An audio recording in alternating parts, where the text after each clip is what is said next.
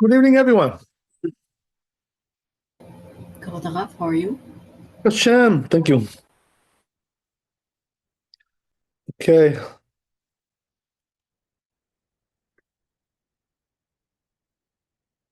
right, here we go.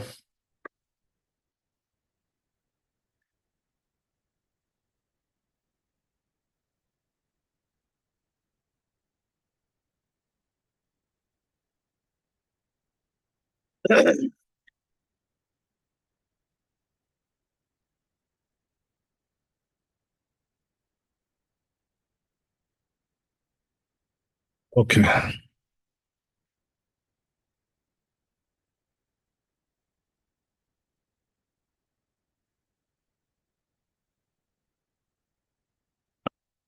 We're not really very far from doing the laws of Shabbat. We're getting there. It's right around the corner. So I think everybody wanted that, to do Shabbat. So we'll be there very soon, God willing. But even before that, there's a lot of interesting stuff going on here. A lot of fascinating things. So it's all good.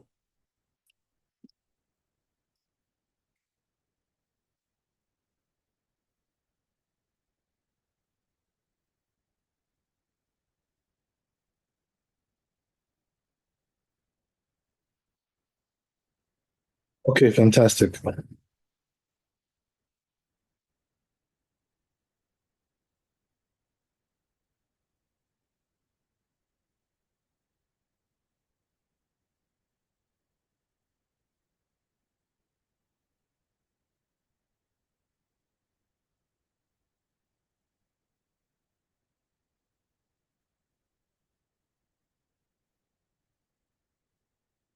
So it says here, just make sure where we are. This is bet. Okay. Ratio the bet. But I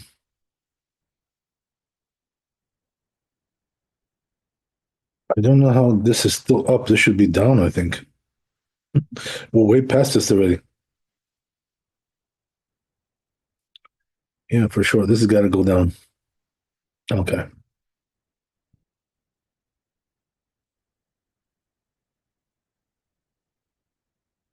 So,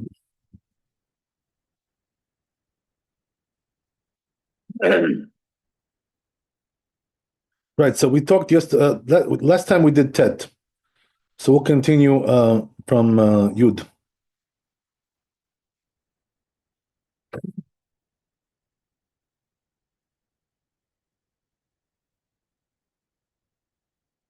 So it says here in the Torah, ויראה שאם היו לפניו עצי בשמים ויסבה בשמים. Oh, ומיני בשמים, right? So this was the question that you asked a couple of days ago, which is, you have like a mixture of all these types of herbs from the tree, from the ground, right? All that stuff, or neither.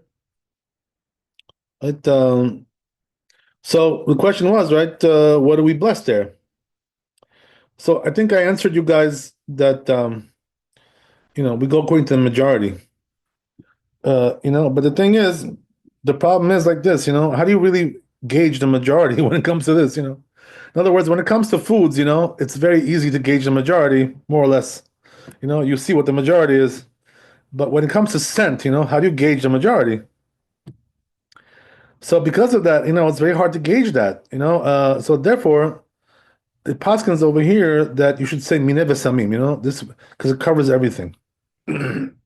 Since we're not really sure, like what majority do you have? Does it go according to, the amount of the herbs, or does it go according to the potency of the herbs, right? What does that mean, majority? That's the reason why, can't really make gauge that. So therefore, I think the rule here is that we're going to do borei mineh v'samim on a mixture. So it says here in the Bet Yosef, כלומר שלכתחילה יברך בורא מן סמים, right? So לכתחילה, right, when we have a mixture, we say בורא מיני וסמים. על הבושם שברכתו כך וברכה זו פטרו גם עצי ויסבה ושמים. So that blessing will absolve all of them, right? Whatever you got there. וכן יראה דת הרמב"ם, the Rambam also seems to say like that. כתב פרק ט' היו לפניו בושם שהוא עץ, right? So he says, right, what about if you have herb, which comes from the tree? ומשמע לרבנו דווקא נקת עץ. So the Torah understands this, that he was talking specifically about, from the tree, the esev, or the herbs, the grass. Deilu haya benehem davar. But if there was something between them, sheno etz velo esev, it's not really, it's not from the tree or from the ground. He would do say borei misamim. Upoter ta'ashar, he's going to absolve everything like that. Okay, so Amar Rav Amram, says this rabbi, Katav, Aval, I'm sorry, I didn't say right. Aval, Rav Amram Katav. But however, Rav Amram says, שאף על פי שיש לפניו גם כן דבר שאינו לא עץ ולא עשב, even though there's something there which is not from a tree or from the ground, מברך על כל אחד בברכתו הראויה. So he says, bless on each one, right? The proper blessing. Like you got to categorize it according to this guy, right? So והיינו ודאי לכתחילה דאלו בדיעבד כבר נתבהר, but it says only לכתחילה, but בדיעבד, so we already explained that על כולם אם אמר בונה ושמים יצא, right? Nevertheless, whether if he blessed on מיני ושמים on any of these or all of them, he fulfills the obligation there. ואשתא יש לומר דרמב"ם Rav Amram lo plige. So he says now we can say that the Rambam and Rav Amram really don't have any machloket here. The lo nakat Rambam b'dafka etz ve'esev, because the Rambam wasn't talking only about precisely the tree and the ground. Dehu adin im haya benem davar sheno etz below esev. Same thing also would apply if it's neither of these. He says, right? So lechatchila, one is not going to absolve both of them. ואיני יודע מאיכן היה נראה לרבנו לכתחילה מברך על מיני ושמים פותר את השאר. So I don't know, he says, how Rabbeinu, right, the Torah, would have thought that lechatchila you should bless on them minih v'samim and absolve the others. דמאי שנם בברכות פירות ואף על פי שאחת נפטרת בברכת החברתה. So he says, what's the difference between this and the blessing of the fruits? That even though, right, one can be absolved with the other, but we want a specific blessing for each one. בדיעבד, לכתחילה, that's only בדיעבד, but לכתחילה מיד צריך לברך על כל אחד ברכה ראויה. לא. But לכתחילה you got to bless on each one, the proper blessing. So you see from the context here, by the way, that we're talking about, not exactly the case that we spoke about 2 days ago, which was more, like if there's a mixture of them. But here we're talking about, they're all there, like in front of you, but not exactly like mixed together. So in a case like that, right, lechatchila, what you should do is bless on each one its proper blessing. Since, they're separate entities there. But, a couple of days ago, as we said, right, we were talking about when they're all mixed together, so then it's going to be like really sometimes hard to separate them, if it's a strong mixture. Okay, so we're gonna clarify all this, right? Get clarity here. This whole thing. We're going to think about it step by step. So, כתב הרוקח, באו לפניו עצי ושמים. He says that if they came to him, fragrant things from the wood, from the tree, fragrant woods, ויסבה ושמים, and the grass also. מברך על עצי ושמים. So what you do is you bless on the wood, the wood, yeah. ואחר כך על העשבה ושמים, and on the grass. ונראה טעמו משום דמדם אלה בברכת אכילת פירות. So it seems like he says he's trying to, right, compare this, or to the issue of blessing on fruits. He's trying to, right, compare one to the other. דמברך על פרי העץ ואחר כך על פרי האדמה. So the rule is, first we do ha'etz and then hadama. Ladat bahag, according to bahag. The truth is, right, we paskin not like that in the end. Okay, like we're gonna. It was already explained in chapter 211. Okay, so we got this whole thing here. So let's see Shulchan Aruch, right? To be more specific, what is exactly are we dealing with here?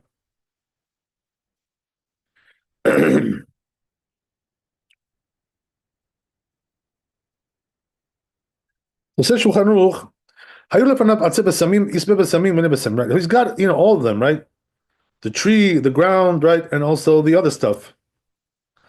Mevarech al kol echad bracha re'olah. So yeah, the proper thing to do is to bless on each one the proper blessing, because as we said, right here we're talking about when they're separate.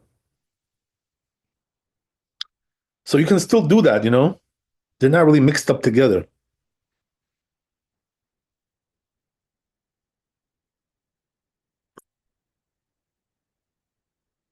So great, because this is why you're being specific with each one, and that's what we want, right? When it comes to blessings, right? As we mentioned already before, it's we prefer to be specific with blessings, as much as we can, not to generalize everything into one group. That's not really the proper way to do it. Okay, so says the Ramah here, "Ve'im birech al kulam minei v'samim." So he says, but if he blessed minei v'samim on all of them, yatzah b'diavad, he fulfills obligation, right? Says the Ramah, which we already saw in the Bet Yosef, same thing. Ve'im tzarich leakdim shel etz l'shel eseb b'samim. So if he, the question is like this: does he need uh, to precede the wood, right, from the tree to the ground? Ayin La'el Siman Rishud Aleph, right? So he says we already dealt with that in chapter 211. So you guys remember what we said there about this? Is there a priority there? So if you remember, I'll remind you if you don't remember that what do you call it? There was a machloket there about it. We just saw right in the Bit Yosef that according to according to the Bahag, you're supposed to put the ha'etz first, the tree first. Uh, but we paskin not like that, right? We paskin that you can do whichever one you want, whichever one you feel like having more at this point in time. That's what you do. So here also same thing, right? That if you have like two types of herbs, one from the tree, one from the ground, so there is no priority there, So you do the one that you want, the first, whichever makes you happier. That's what it's all about. That's what the Ramah is saying, basically. Okay, great. So we can go on, move on. But the truth is, that yesterday we did mention in passing, sort of, that if you have a mixture, and they're not really separate. So there we did mention that you should bless mineh besamim. Why? Because they're all mixed up together. So usually we go like a majority. But it's hard to get a majority to gauge a majority when it comes to to scenting. Scents, right? To fragrances. How do you gauge that? It's very hard. You know. So therefore, we just say say boreh mineh besamim, and you're going to absolve all of them. Play it safe. You know what I mean? You don't want to take chances over here.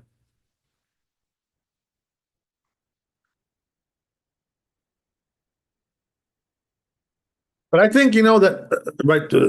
Regardless, if there is a clear majority, in other words, you have like two types. Let's say one is like 90%, the other one is only 10%. So there, you wouldn't really have to bless on the minority there because it's very it's nullified. It's like almost non-existent, only 10%, 5%, whatever it is. And so there, you would have a clear majority. But in generally, you don't have a clear majority when it comes to fragrances. It's hard to gauge it.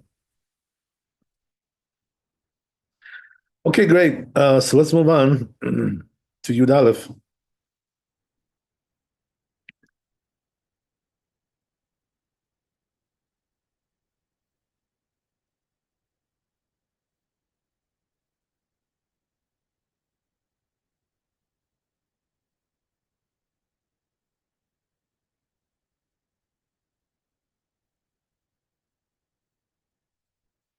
So says the Tur in Yud Aleph, Heviu lefanav hadas v'shemen le'ariach behem, right? So let's say they brought, two things. Hadas, right? You guys know what's hadas? So hadas is myrtle, right? And v'shemen le'ariach behem. And they brought also some kind of a fragrant oil. So the question is, right, what do you do here in terms of the priority, or the amount of blessings that you do here? So I guess we should look in the Tur, just to see what he says there exactly.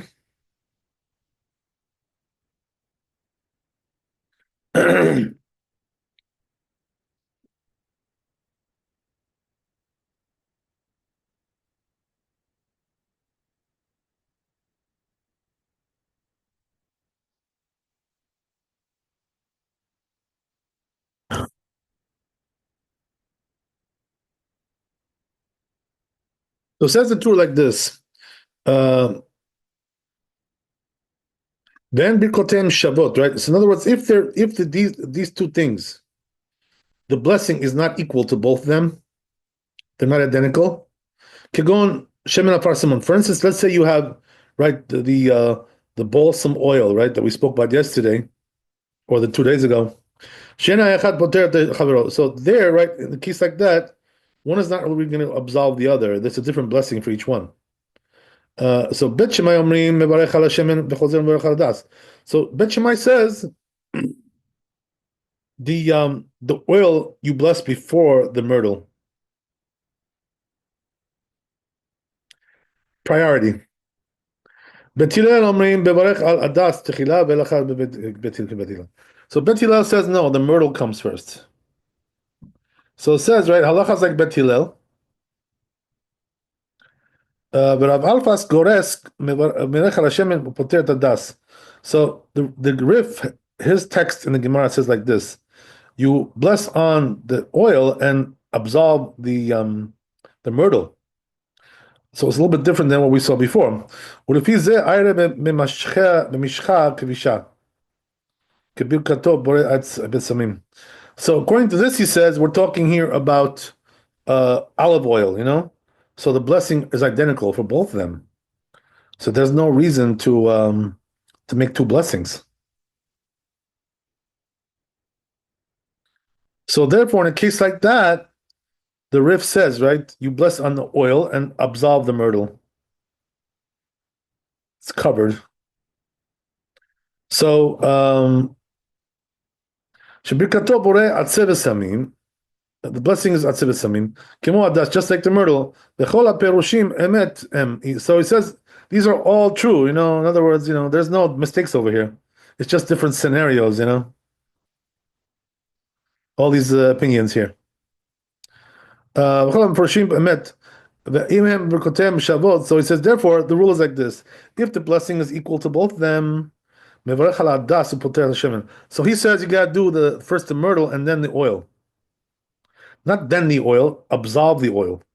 If they're not equal, he says, hadas kodem, the myrtle comes first. So he prefers the myrtle. Not like the Rif.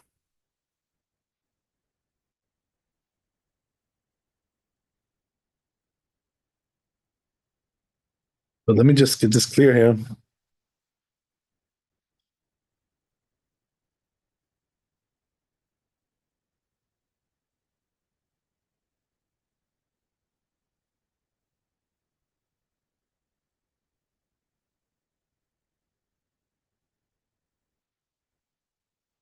Right, so we're reading this in a Tur.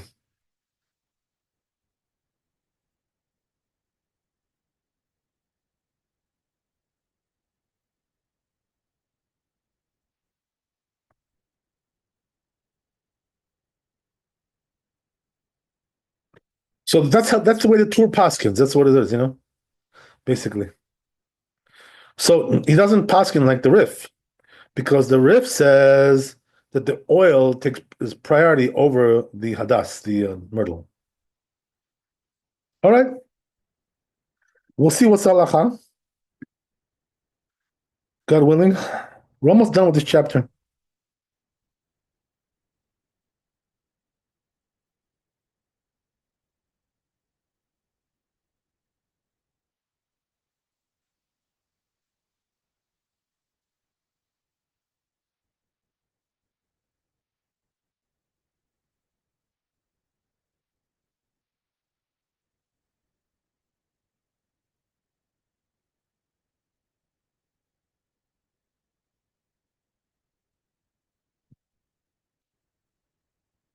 Let's see Bet Yosef. So says Bet Yosef regarding this. Right? It means the source for this. Where is this? Gemara, right? Again, Mem Gimel Amud Bet in Bachot. Tan Rabbanan. The rabbis taught over there. Have you lifneim shemen v'hadas? So again, right? They brought, the oil and the myrtle. Bet Shammai Omrim. Bet Shammai says mevarech alal shemen. He says you gotta bless on the oil and then bless on the myrtle. But what about Bet Hillel? They say mevarech alal das v'chachach al shemen. First you do the myrtle, he says, and then the oil. So he said that's the text of the Rosh. He says according to this text, we're talking about that their blessings are not equal. These two substances, not like the riff that we mentioned before. So fine.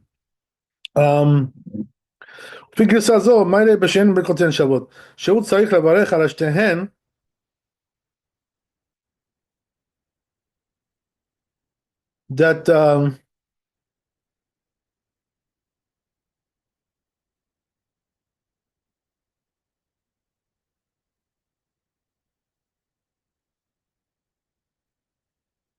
you gotta bless them, both of them, because of that. So the whole argument between Bet Hillel and Bet Shammai is, which one comes first, right? Priority. Aval Arif, so we already said, right, the riff is different. So according to the riff, right, it's not a matter of making two blessings. You're making one blessing. The question is, which one do you bless on, right? Which is, which one do you hold in your hand when you make the blessing? So that means that they have the same blessing, both of them, as we said before. So then, right, the machloket between, according to this text, the machloket between Bet Hillel and Bet Shammai is regarding the issue of what you bless on. That's it.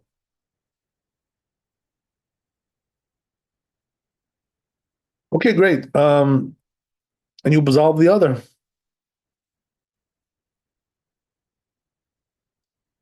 So I already told you all this, right? I'm not going to translate it again. So he said that also seems to be the text of the Rambam. So his text seems to be like the Rif. גם כן, ואף אגב דרבי יוחנן פוסק הלכה כרבן גמליאל, it says even though Rabbi Yochanan paskins like Rabban Gamliel, שהכריע כבית שמאי, he passed like בית שמאי. דעת הפוסקים לפסוק הלכה בבית הלל. But he says the poskim say like בית הלל. Wow. So they didn't go with Rabbi Yochanan here. That's very interesting, right? And probably the reason is because it's Bet Shammai. We don't pass like Bet Shammai. That's the way it is. Okay,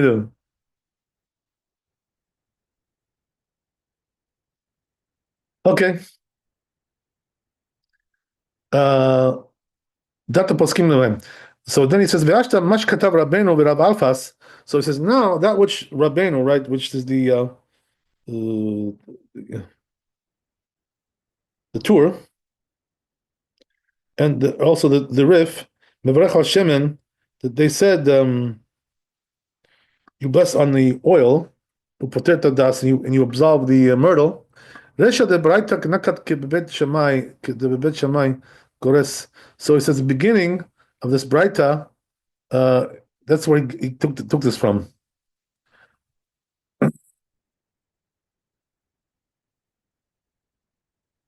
Because the Bet Shammai, that's the text over there, like that, and regarding Bet Hillel, it says there that you bless first on the myrtle, right? And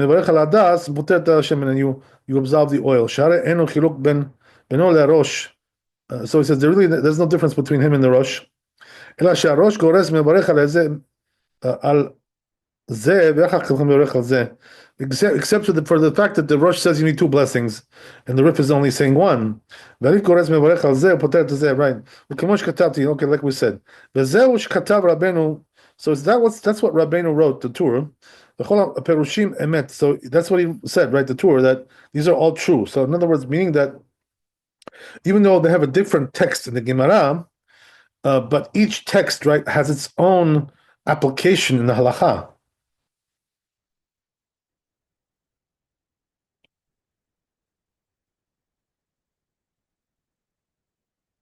So, כלומר, שאין מחלוקת בין הריף והראש, אלא בגרסת הברייתא. As we said, just what I told you. ופירושה, אבל לעניין הדין, לקה פלוגתא בניו. So, in other words, he says, right, bottom line is that, halachically, there's no machloket here. It's just the only machloket is really the text. What is the proper text in the Gemara? Okay, great. There's this rabbi, that I go in the morning, I pray, there's a Netz Minyan or whatever, in one of the shuls over here. So, this rabbi doesn't learn halacha so much, but Yosef and stuff like that. So, I try to convince him, he's got to start learning that. So the last couple of mornings, I'm giving him some some encouragement, I'm trying to motivation to learn to learn Bet Yosef. So I'll tell you guys also, because we're learning Bet Yosef, and this is a very big thing. It's a very big schut. First of all, I told him like this. Number one is that there's no halachic work that compares to the Bet Yosef. You should know nothing. It is the hands down best work in halacha. Nothing compares to it. So why is that? There's several reasons. Number one is that it gives you the whole story, right? From the Talmud to the Rishonim, right, and the later authorities, right, until his time. And the halacha, everything. It teaches you also how to paskin the halacha properly. Whatever. That's one thing. So it gives you the whole thing, right? Rundown from top to bottom. You don't get that in any other book, by the way. You should know. Doesn't exist such a thing like that. That's one thing, The other thing is that when Maran wrote this book, Bet Yosef, he had a malach, who was called a magid, who was helping him, So this is the only book that was written in this manner that you have an angel, guiding you, to get to the truth. So it's a very unique thing. I mean, you don't know any other book like this. You've never seen anything like this. So that's what the Chazon Ish used to say, Shalom. He used to say that, says, if you want to argue on Maran Bet Yosef, Chazon Ish used to say, right? Says you should know that you're also arguing on the angel, that helped him to write this book. You also machloket with him. You should know, you're arguing with an angel, basically, right? That's what it is. That's that's and then I told him, I said another thing, which is that it's brought down in the Shevet HaLevi, which is the book of Rav Vazner, one of the big poskim of our generation. He already passed away. They all passed away. So when I was in Israel, they all passed away when I was there. So nobody got left.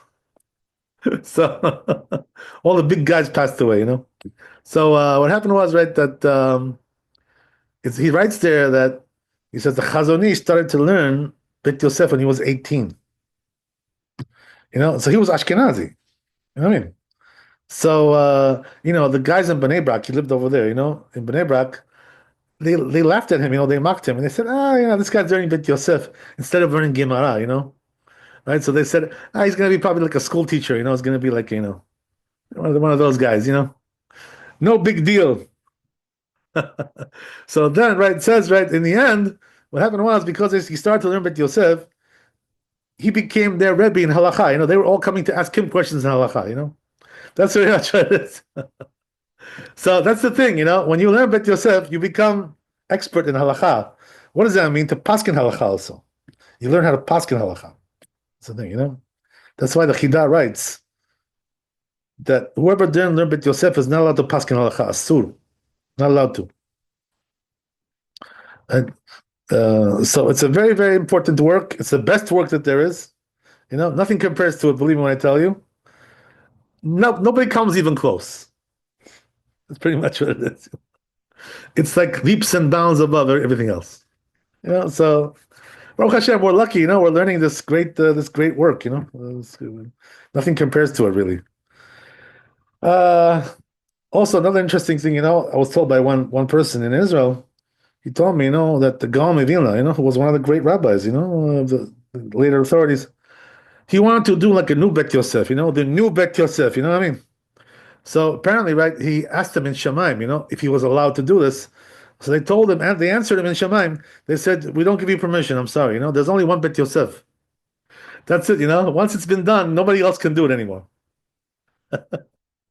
So you can see from there, right? That's quite an interesting. Also, I'll tell you something interesting, which you guys may not know, that when Maran was writing the Bet Yosef, right, he was in Eretz Israel at that time, and the Ramah, who was living in Poland, started to write his own work, which was like the same idea, basically, the same concept. So what happened was, that he heard that Maran was doing this in Eretz Israel. Somebody told him, somebody tipped him off. So you know what he did? Once he heard that Maran was writing the Bet Yosef, he stopped writing his own work. He stopped. He quit, and he wrote a letter to Maran Bet Yosef, who was in Eretz Israel. He sent him a letter, and he says, I heard, he says that you're doing the Bet Yosef. He says, I'm going to stop, writing my work. I'm not going to do it anymore. He says, and he tells him like this in the letter. This is a letter that we have. You know what he tells him? He says, whoever argues with you argues with the Shekhinah, argues with the divine presence. He says, that's what he tells him. So this is what it is, the Bet Yosef. There's a lot more things, by the way, that I was also telling him, Rav Eliashiv, who was one of the great Ashkenazi poskim of this generation. He lived about 100 years, or more. He was like over 100 when he passed away. So, they say that he was learning Bet Yosef like until his last days. So how long did it take him to finish? I mean, what took him 100 years? He was just reviewing it. Can you imagine? He was just going over it, over all his life. He was reviewing the Bet Yosef from top to bottom, going from beginning to end.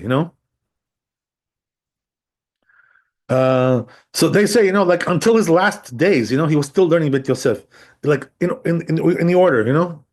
Again, starting from the beginning, again, like this. Right. So, and also, what do you call it? There was this Rabbi Shvedron, who was the Marjdam. He was also Ashkenazi. They say that he learned Bet Yosef 400 times, in his lifetime. 400 times, the whole thing, top to bottom. So basically, right, if you want to have anything in halacha, you want to have any authority in halacha, you must learn the Bet Yosef, and not just one time, right? Keep reviewing it over and over and over and over again. It's like a must. It's must reading, for all your life. You can't stop. Okay, so we'll get back to our discussion. Just giving you some words of encouragement here. Fine. So let's move on.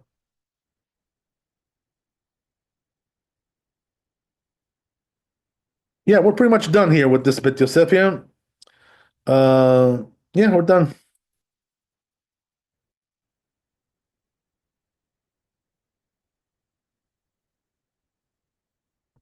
So I'll just say the last sentence over here, right? Which I'm not sure if I read it. So he says like this: "Well, Girsa Tarif." So he says, right, that according to the text of the Rif, Kivan Shadas Adif Mishemen, since the myrtle is right more prominent than the oil, right, so therefore, when the blessings are equal, who adin len b'koten. Same thing also would apply if they were not equal. So what does that mean? We would still, give priority to the hadas, to the myrtle.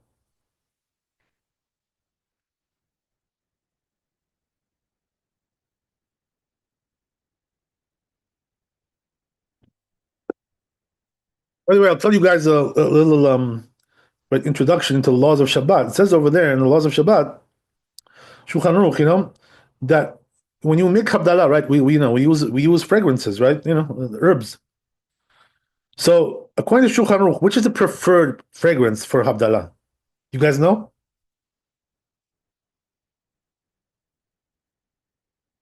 So the answer is, if you have myrtle, you're supposed to use myrtle, hadas. This is the number one preferred fragrance for Havdalah. You know, most of us don't do it because it's not readily available all year. You can't really get it. Like unless you grow it in your backyard or something. I don't know what you got to do with that. So it's readily available on Sukkot. We have plenty of them, but otherwise, it's not really so readily available. So if a person would have it, though, that would be the best thing to bless on and for Havdalah. Okay, well, maybe one day we'll be able to get that every day, whatever, every week, whatever. You never know. But the truth is, in Israel they have a lot of them. They're like really abundant there. But the thing is that they don't really come to the market. Like on besides Sukkot, they're not brought to the market because nobody gets buys them. Whatever. Okay, whatever. So anyway, let's go to Shulchan Aruch.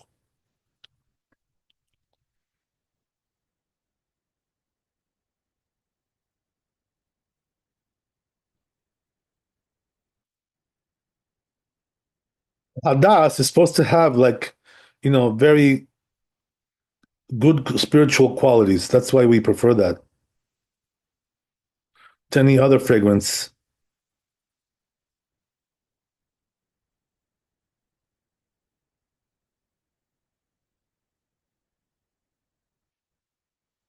So says the Shulchan Aruch. Let's see how it paskins, right?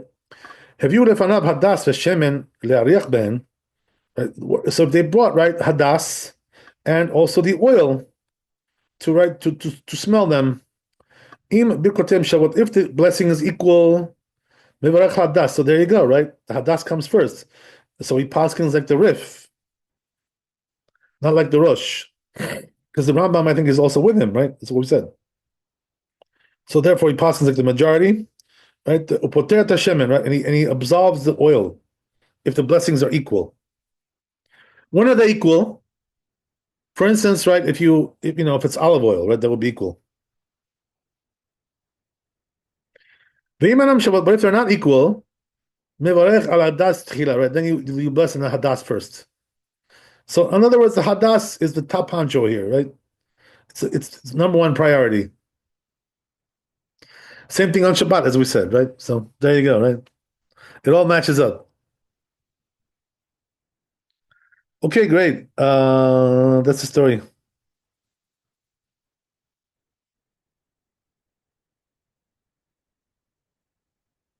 So we'll go to Yudbet.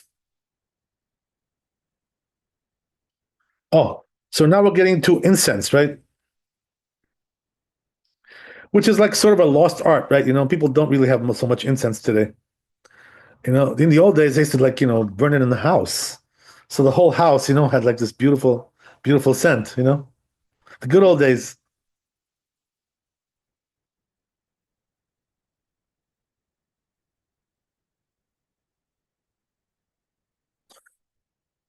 Let's see what we got. So it says over here the tour. Right.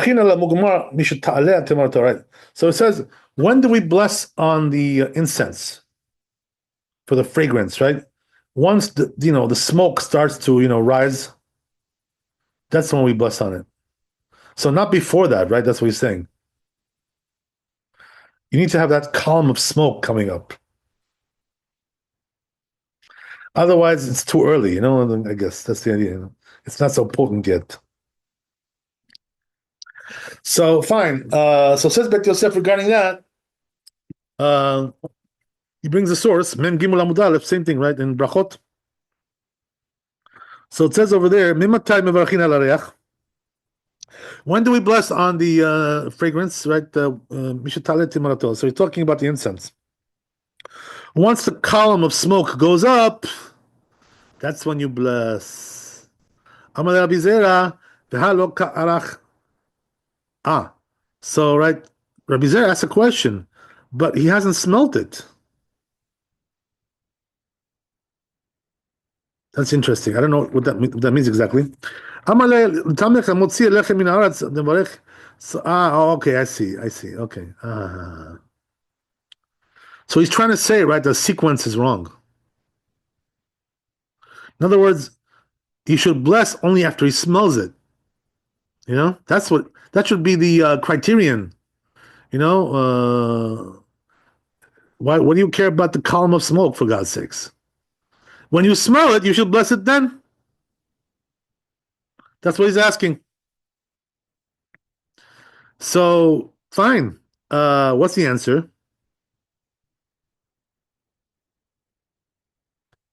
So he answers like this, right? Good answer over here, right? So it says, what about when you make hamotzi for bread? First you bless and then you eat it, right? It's the same thing over here. The sequence says first you bless and then you eat. Here also, first you bless and then you smell. You guys understand why that is? This is the better sequence.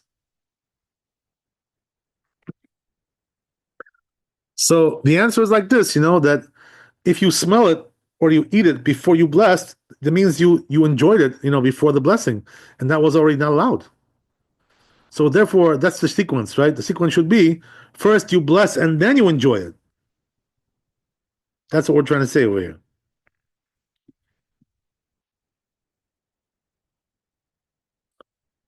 Okay, great. So what else we got? So he answers, right? Yeah, okay, the same thing with the bread, right? Just like over there, his intention is to eat it. That's why he blesses. Here also, his intention is to smell it. That's why he blesses.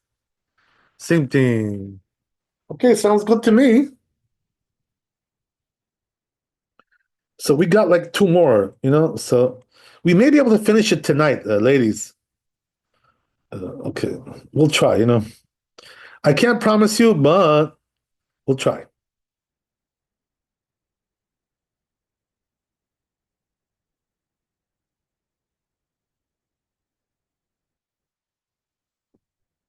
So it says Shulchan Aruch like this.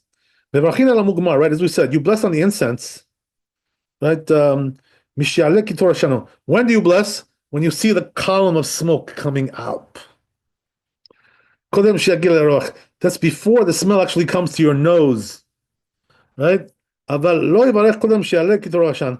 it says you shouldn't bless before the column of smoke comes up. You guys understand why that is?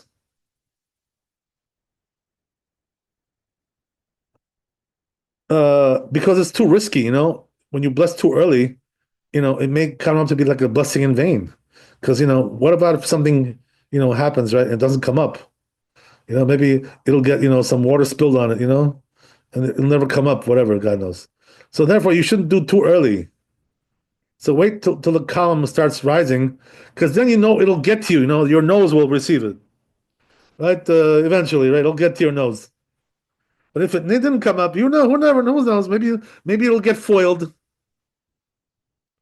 Right? You never know what's going to happen. That's the reason why. Okay, great. So we got two more. Pretty easy stuff. We could finish it. So let's see.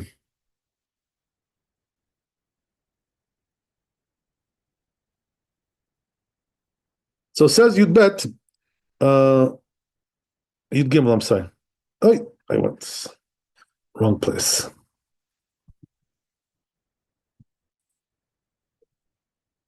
Okay, here we are. So it says, "ומברכים על המוגמר כדרך שמברכים על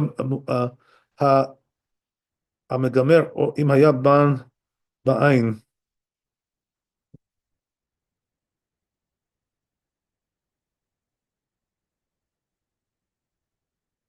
So yeah, we got to see the Torah inside. The language is here a little bit cryptic.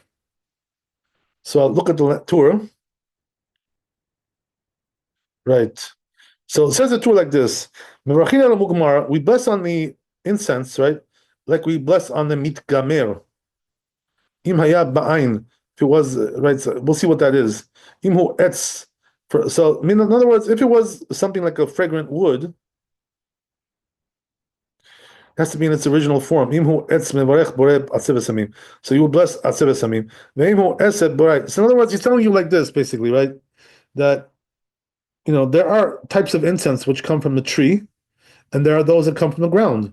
So accordingly, you would bless, right? Atzeh v'samim or isbeh v'samim, just like with the other herbs. Same thing. That's what we're saying. Okay, great. So let's go to Bet Yosef and Shulchan Aruch. So says Bet Yosef, Gam zeh sham kulam mugmarot mevarachim lehem boreh atzeh v'samim. Right. So look what it says over here in the Gemara, right? That it says all the incense we do atzeh v'samim. In other words, they all come from the tree, basically. Chutz mi moshko, except this one, right? Shamin chayahu. So he says, right, which is musk, right? As we said before, it comes from the animal derived. So then we're going to say minev samim because it's not from the ground, not from the tree either. Rashi explains, we do atzeh v'samim, and even though it says shenisraf, even though it's burned, so in other words, the essence of it is being burned. It's being consumed, like the burning bush, it wasn't consumed, but here it's consumed. Right? Whatever. But he says, since the column of smoke is going up, even though the essence is being consumed, right, the source, nevertheless, we do bless on that. And then the Torah said, right, if it's something from some kind of grass, we're going to say isbeh v'samim, right, which is grass. Pashutu, right? By the way, guys, don't get the wrong idea now. Don't start blessing on marijuana, When we say grass, we're not talking about that grass. Forget about that.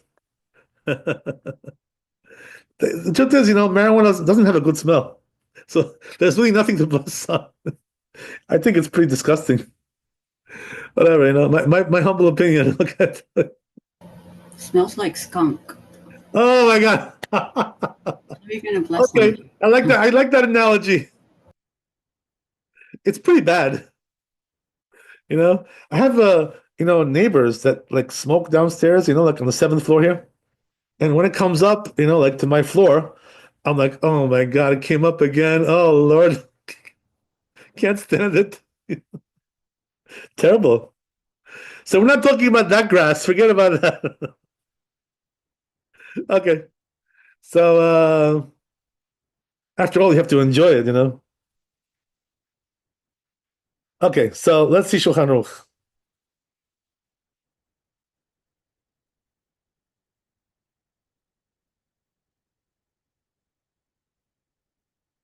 So it says Mugmar who etz mevarech boreh atzeh v'samim. As we said, right? If it comes from the tree, you gotta do atzeh v'samim, right? For the incense. If it's a grass, right, herb, whatever, boreh atzeh v'samim, it's gonna be isbeh v'samim. Right? But if it's something else, right, as we said, right, it's like the musk, whatever, boreh minev v'samim, then it's gonna be minev v'samim. There's all types, right? Whatever. Okay, great. So we got one more here. Yeah, so we got 2 minutes. Let's see if we can knock it off. I don't know. Try to knock it off. Okay. Oh, this is very interesting, by the way, which is, right, says the Bet Yosef here, so he says, what about, do we bless on like, fresh bread, fresh baked bread, which has a nice smell also? Do we bless on that? He says, I'll write that in a different chapter, right? 297. Oh, well. Okay. So there may be another piece here somewhere. You Dalid. Okay.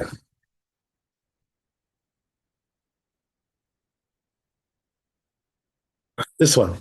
What about etrog, right? Which is the mitzvah. In other words, let's say it's on Sukkot, right? Are you allowed to bless on your etrog on Sukkot?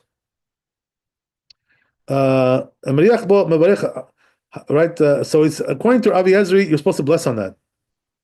As we said, right? Because it's a fruit. That's a blessing. So Rabbeinu Simcha says, no, we don't bless on that. Why? Why is that? Because it's not made for that. In other words, you're not using it for that now. You're using it for the mitzvah. So therefore, you're not using it for the smell.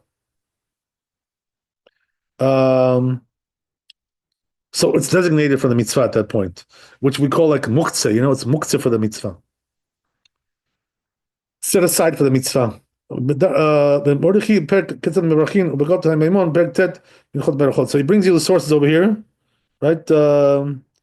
Mordechai, Hagot Maimon, all these things. Okay, so we're done. We're Shulchan Aruch and we're out of here. Out of here. Okay. So says Shulchan Aruch, Hameriach be'etrog, right? Shel mitzvah. What about if it's Sukkot, right? You have an etrog. Do you bless on that? Right? Mevarech halav. So he says you do bless. Ve'yesh omrim she'no mevarech. Some say you don't bless, right? Uh, so therefore he says lachen nachon shelo eliachdo. Therefore he says it's proper not to smell it. Why? Because you're getting into a machloket. So therefore the rule is, on Sukkot, don't smell the etrog because it's set aside for the mitzvah.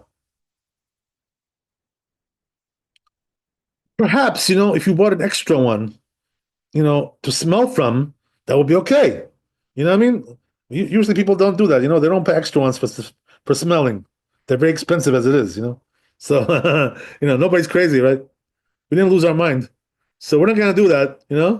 So therefore, right, the rule is on the holiday, don't smell it. Why? Because you're getting into a machloket. Do bless, do not bless, right? All that stuff, right? Okay, so says the Ramah here, יש אומרים גם מריח בפת חם, יש לו לברך שנתן ריח טוב לפת. So he brings this opinion with the bread, right? Some say you should bless on the bread. What's a blessing? That he gave a good smell to the bread. Oh, nice blessing. ויש אומרים דאין לברך עליו, לכך אין להריח בו. So some say you shouldn't bless on it, right? So therefore here also we say, don't smell the bread. So what does it mean? Don't smell the bread. You're gonna smell it. What can you do? What are you gonna do? What are you gonna do? Seal up your nose? So what does that mean? Don't smell the bread. It means don't have intention for that. Don't don't have don't intend to enjoy it, because otherwise you're getting into a machloket here. Okay, fantastic, right? So it's the same as the etrog, basically, right? That's what we're saying. Okay, so thanks for coming tonight. Be blessed with wealth and health and happiness. Laila tov, chazak u'baruch, and we'll see you tomorrow. We have one more day this week. Oh my God. Okay, fantastic. We're getting close to Shabbat, guys. Okay, I can't tell you. All right, Laila tov, all the best. Thank you so much. All the best. Thank you. God bless.